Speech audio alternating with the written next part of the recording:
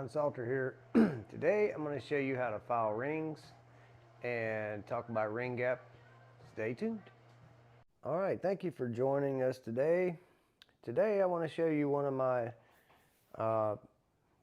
couple ways of piston ring filing, and we'll talk about why that's important. This is a Summit Racing piston ring filer, and I happen to actually love this one. I've used various types, some smaller, not really any larger. This is probably the largest one I've got. I've used some air-powered ones. This by far is my favorite. The rigidity of this piece of equipment is fantastic. It is not for the faint of heart when you go to buy it. It is expensive, very, very expensive. But if you do a lot of engines, it's well worth its money. So, as with any kind of grinder, you have to make sure your stone is true. And in this case, we have a disc. It's not really a stone. But still, you want to make sure it's true. So this grinder comes with a, I call them diamond dressers, but this, I don't know what that's made of. Just welded on. Ain't going anywhere.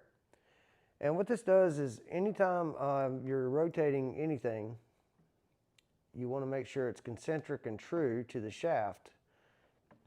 So what we'll do before we start is set up the pointer, the dresser I should say, and tighten this down. And then I'm going to back off.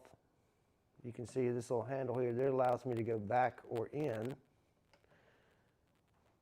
So I'm just going to start to touch it. You hear that? And then I'm going to back off just a hair. Okay, now we can get close to zero. I want you to notice how quiet this motor is, electric motor. Here we go. Now I'm going to stick my mic right down to it. That is a very quiet, well-balanced electric motor. Okay, let's true it up.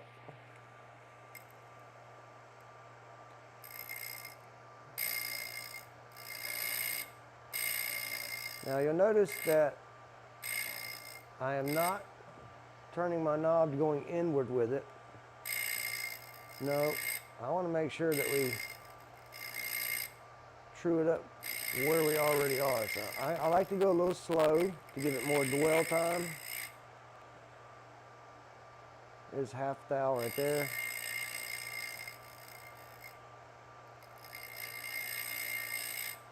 Again, all this is going to do for me is leave a better surface finish on the edge of the ring, which, to be clear, that does not touch the cylinder wall. It just ensures that it looks nice. We all feel better about it, and you don't have any uneven spots on your ring. And what I'm talking about is right here. So it's going to cut this surface right there.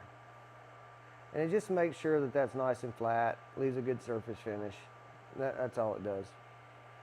All right, so now we're going to turn this back off for a minute. I'm going to remove the dressing tool there.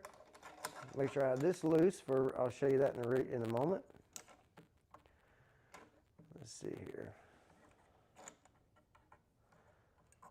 Come on there, Buster.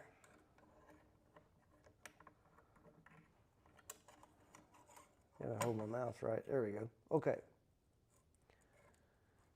Now what I'm doing here, I'll get the camera here and show you in a moment.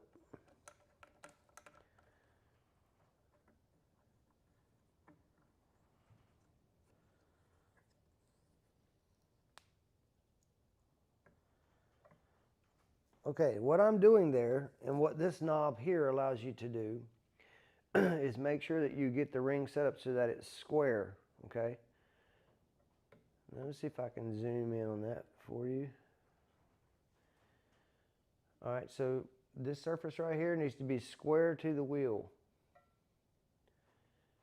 And it is perfectly square. And then once I get that square, I'll loosen this knob and roll it out here, tighten it back down to where it's touching the inside. You can see where that's touching the ring. Right here. And that allows me to now repeat this process with any ring that I put on there. Back off again here. Okay, now I've already set these in the bore one time, and I kind of know that I need to take off about 10, and I'm going to sneak up on it. I don't try to go to the gap that I want right off the go. So I'm going to make sure I'm not touching. All right, here we go. Once I once I zero by touching off, I'm then going to move I'm going to set my indicator face to 0 again, and then we'll take it, we'll grind it until it gets to 10 thousandths. All right, so here we go. I'm slowly going in and out with it. Right there. And that is barely touching. So as you see, I'm going to 0 this.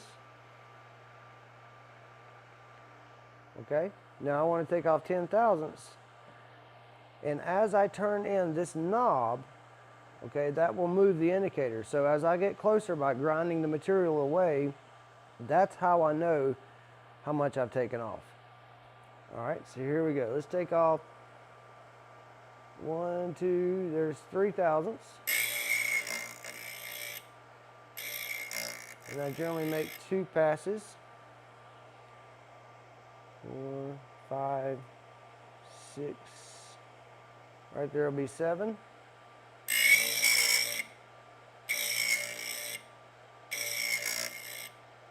And then let's go on to 10.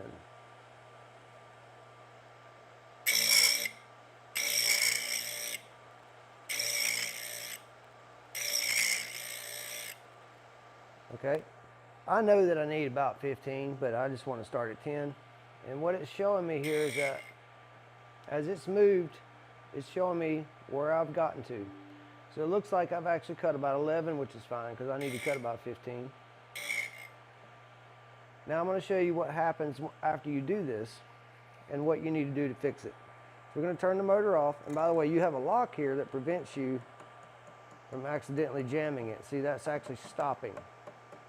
So that's a nice safety feature that prevents me from messing up an expensive set of rings. So we're going to cut that off. I'm going to loosen this clamp. Okay.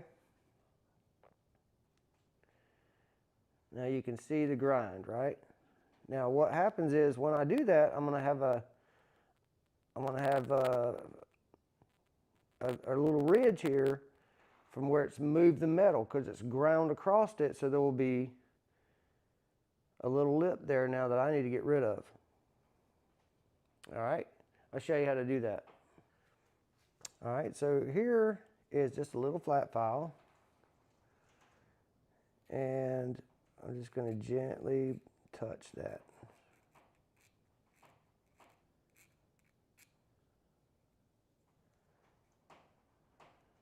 And I mean gently. Okay. There we go. You can feel it when it goes away because all of a sudden your file just goes smooth as silk. And I ain't putting any pressure on this either. Okay, so that's how that's going to look. You can see the end from the factory, and you can see the end that I just ground. One is clearly shinier than the other. And absolutely no burrs. That's the word I was trying to think of. No burrs whatsoever now. All right, let's try it out. Okay, so I've got the ring in the bore. And this is, I don't know if you can see this or not. This is a, let's see. Can you see that it says 12 and 14? This is a 2-step feeler gauge. It's 12 here, 14 in the long part. And the 12 just barely fits in there. By the way, if you're trying to find, I hear people say this, oh, that's a tight this or a loose that. If you're trying to see what the actual gap is, whether it's valve lash, whether it's spark plug, whether whatever it is, right? The feeler gauge should barely fit, guys. You can't have the feeler gauge just fall in the slot and say, oh, yeah, that's a 10. Well, no, because whatever the gap is, if that feeler gauge barely fits in there, that's what it will be. All right. If it falls in, then obviously the gap is bigger than your feeler gauge. If it won't go, or if it's, you know, if it's a little snug, then that's what it actually is, okay? In other words, you're filling in a space that if the space is 10 thousandths, and that 10 thousandths feeler gauge should barely fit in that spot, because you're actually just filling in that space. It shouldn't, if it falls in there, it's actually bigger than what you're reading, okay? A lot of people don't know how to use feeler gauges. It should be a snug fit, all right? So I want about 20 thousandths on this particular ring, and I've got 12, probably to be exact, probably like 12 and a half thou. So I'm going to go another 8 and I'll be home free. And that's really all there is to it. I'm going to repeat the process for all the rings on every hole, and then make sure they're all deburred. Make sure there's no ring dust on any of my parts. By the way, anytime you're grinding, don't grind it around an engine you're putting together, because that dust is metal dust, right? You don't want that in your engine. That's terrible. Liquid sandpaper when it mixes with the oil. So make sure you're clean about things. Obviously, this is a 396, and you can see where I've polished this right here. I do that on all of them. I don't like any sharp edges in my cylinder combustion chamber area. Now, why did I choose the ring gap that I chose? So I chose the ring gap that I chose for a application.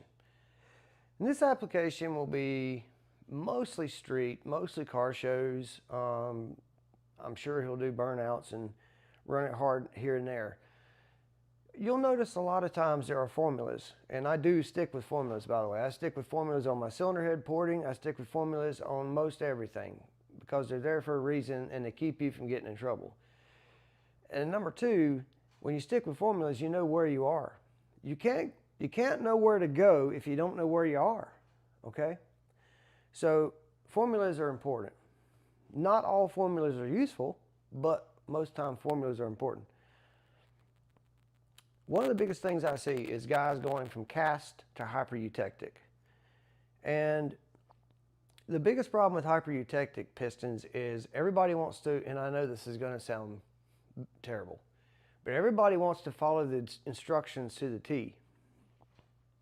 The problem with that, hypereutectic pistons have a low expansion rate. They're designed to run tighter in the bore and blah, blah, blah, and still maintain, give you the performance of not a forged pistons, but way better than cast. So they're kind of middle of the road. What I found about 20-some years ago was people were boring clearances for hypereutectic pistons too tight. I don't care what the instructions say. If it's not 2.5 to 3, it ain't going in the engine. Now, maybe some of you machinists out there will scoff at me, and I don't care. Why? Because I don't blow up engines on the dyno. I don't have comebacks. I don't have pistons with the tops knocked off of them because people are putting them in too tight. I don't have skirt scuffing. Don't have it. 2.5 to 3 thousandths minimum on hypereutectic pistons. Don't care what the instructions say. Now the ring gap, your formulas will be like 0.004 times bore. That is a stock type of ring gap formula. For example, if you have a 4-inch bore, 0.004 times 4 inches, 16 thousandths on the ring gap. And that's fine if you know for a fact that the engine is going to be, driven in that fashion. But you have to always plan for the future. Remember the 5 Ps. Proper planning prevents poor performance. And if a guy's like, hey, right now I just want to do this, but later on I might put nitrous, or later on I might turbo this thing, or I might supercharge this thing. Well, now's the time to do the rings. And let me tell you from experience, a larger ring gap will hurt nothing. I've tried it, guys. I have tried everything under the sun except for stuff they are developing or will be developed. Obviously, that hadn't been tried yet, but I've tried every ring package you can imagine. I've put gas-ported rings on gas-ported pistons. I've tried it all, and the ring gap is critical that you don't go too tight. Now, there's a lot of people, and I've done it this way too, a lot of guys have set their ring gaps, let's just say at 5 thousandths times the bore. And for example, this is a 4125 bore that I just showed you, and I am setting it at 5 times the bore, which means my gap will be 20 thousandths. A lot of people will tell you to set the second ring larger than the top ring, and you will not do any harm doing that. So absolutely fine. How much bigger? I don't know. It just varies. I've not seen any gains, but what I have seen is no problems. And sometimes that speaks more volume than seeing gains. Meaning, I can set my top ring, and for example on this one, I can set my top ring at 20 and then set my second ring at say 24 to 25.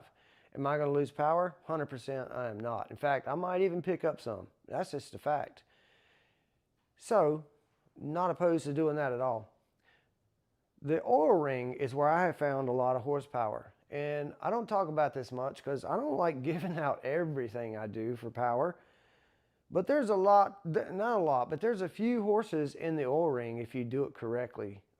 That brass scraper piece, I found some tricks with that thing. So a lot of times when you put them in, the brass scraper, you put them in, you get them square, and you'll notice they kind of want to buckle. All right? Don't let that happen. It is far better for that thing, like if you shoved it all the way against the cylinder wall and you've got a gap like this on your brass to where they're not even touching, you'll be way better off with that setup than you will be them touching together and actually got the little curly cue going on. Number one, they install way easier. Number two, they work better. And there's not a whole lot of ring tricks. The main thing is doing it correctly.